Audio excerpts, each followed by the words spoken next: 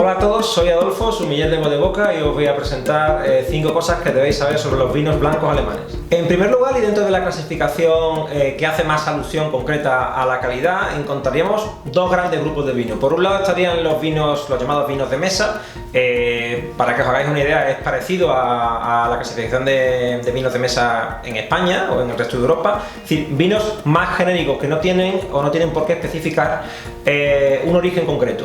Y por otro lado tendríamos la clasificación de vinos de calidad, que a su vez tiene dentro de esta propia clasificación dos grupos principales. Dentro de los vinos de calidad superior tenemos a su vez una subclasificación que va en función del grado de maduración en el cual se recoge la uva.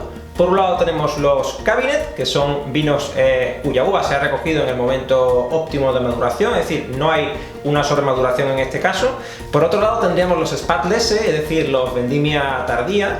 Y por otro lado, con mayor nivel todavía de sobremaduración y con vendimia seleccionada, tendríamos el Auslese. Lo segundo que debéis saber sobre los vinos blancos alemanes hace alusión a su forma o a su criterio de elaboración. Os voy a mencionar algunos tipos básicos. Por un lado tendríamos los Trocken, que son vinos elaborados o vinificados en seco. Por otro lado tendríamos los Halbtrocken, que son vinos que tienen un poco más de azúcar residual. La traducción literal sería semiseco. Hay un tercer tipo que serían los Feinherb, que es un tipo no oficial y que sí que se parece más a lo que en España designamos o utilizamos para designar en los vinos blancos como vinos semidulce, y los siguientes dos tipos ya son vinos estrictamente dulces, lo que conocemos aquí en España como vinos dulces de manual. Por un lado tendríamos el Lieblich y por otro lado tendríamos el Sub, que es todavía más dulce que este último. Lo tercero que tenemos que saber sobre los vinos blancos alemanes es que sus tres variedades más utilizadas, las llamadas tres gracias, son la Riesling, la Silvaner y la Gewürztraminer. Por un lado, empezando por el principio, como siempre, con la Riesling, tendríamos la variedad más conocida en Alemania, también la más cultivada. Quedaros con que es una variedad muy versátil, puede dar de sí mucho tipo de vino, también en función un poco de las clasificaciones que habíamos nombrado anteriormente, pero me interesa destacar su elevado grado de acidez, es una de sus señas de identidad, y también su mineralidad. La Silvaner se suele utilizar mayoritariamente para la elaboración de vinos secos, al contrario que la Riesling, que como os había dicho, pues es más versátil en este sentido. Destaca también por su muy buena acidez, sus recuerdos a frutas cítricas, sus toques cítricos, incluso también toques a fruta tropical, y como os digo, lo vamos a soler encontrar más en vinos de corte seco. Y por último, la Gewürztraminer es una variedad, yo creo que ampliamente conocida por su capacidad aromática. Es una variedad que suele dar vinos de un nivel aromático de intensidad alta. Se la suele relacionar en este sentido con la Moscatel, a la que estamos más acostumbrados.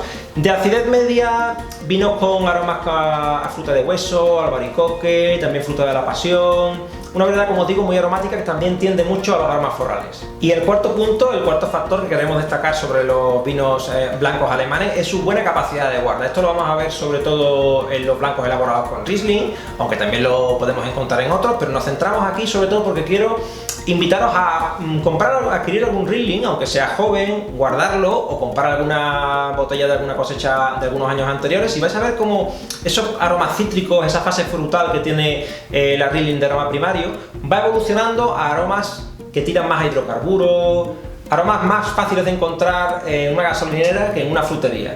Os invito a que lo probéis porque os va a sorprender. Y por último, ¿qué sería de un buen vino sin una buena comida, o de una buena comida sin un buen vino? Pues os vamos a hacer alguna recomendación en referencia al maridaje.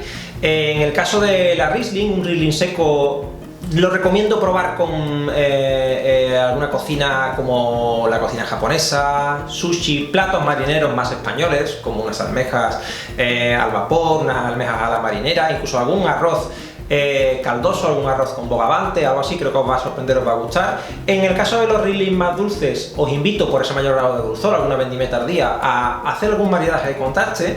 Son vinos que tienen también dentro de su dulzor muy buena acidez y os van a limpiar bien la boca. Probarlo con algún queso graso, algún queso de cabra, incluso con algún Stilton o algún otro queso azul. En el caso de la Silvaner, os hemos dicho que se suelen elaborar mayormente vinos secos, y son vinos que tienen también muy buena acidez, toques cítricos y toques vegetales. Entonces aquí yo me iría más bien a armonizar, por ejemplo, con algún salteado, un salteado de espárragos. El espárrago es algo complicado de maridar en el vino, yo creo que la Sylvaner es uno de esos vinos que os sacarían de un aprieto, ¿no?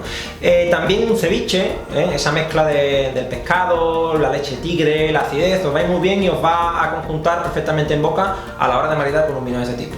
Con la Gewürztraminer voy a recurrir al tópico, que es el de la cocina asiática, la cocina muy aromática, la cocina con rock and roll, y os recomendaría probarlo o bien con platos thai o con platos de cocina vietnamita. Es un vino, como decíamos antes, muy aromático, muy floral, y cuando tenemos comidas muy especiadas, con mucho aroma y también, por qué no decirlo, con toques picantes, acompañarlo con un vino muy aromático es siempre lo mejor. Por mi parte nos despedimos ya y os invito también, importante esto, a suscribiros al canal de Voz de Boca en YouTube para estar al tanto de más vídeos como este y las próximas novedades que están por venir.